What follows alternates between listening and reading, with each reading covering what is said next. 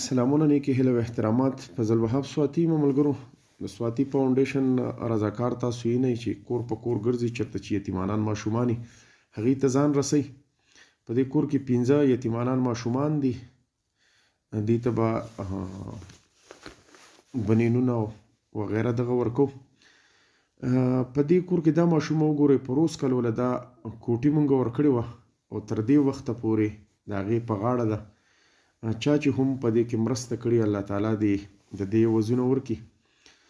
دغه د سواتي فاونډیشن چې کوم رضاکار دي هغې به انشاءالله کور په کور ګرځي، چونکې دا 4 یتیمانان ماشومان دي. دا ستاسو د وړاندې دي. یوه په دې کې ماشومه ده چې هغه لږه پیغله ده، نو د کیمرې سترګې ته هغه نه راولو.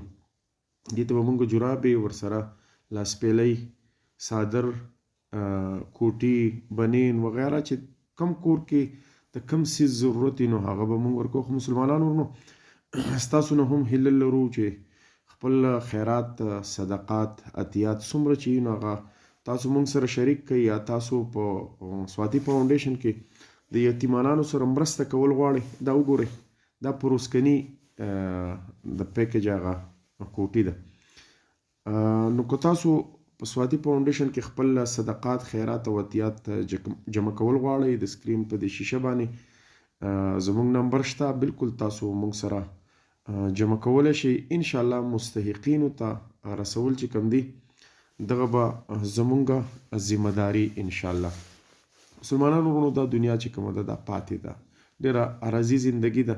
نو په دې کې څه نه څه آخرت لپاره کوشش وکړئ چې تاسو آخرت ته د ځان نه وړاندې څه نه څه توښه خامخا ولیږئ. دې د ګل غوندې کې ماشومې ته تاسو وګورئ، الله تعالی دې په هیڅ چا هم نه راولي، الله تعالی دې هیڅ څوک هم نه محتاجوي.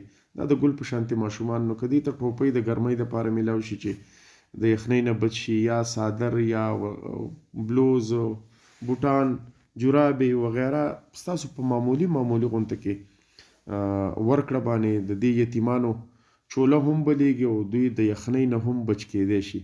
زموږ سره خو په دې پیکج کې بلوزونه دي، کوټونه دي، بنینونه دي، جرابې دي، څادرګي دي وغیره، داسې د یخنۍ نه د بچ کېدو چې کوم څه نه څه دي نو هغه خو مونږ کور په کور به ګرځو.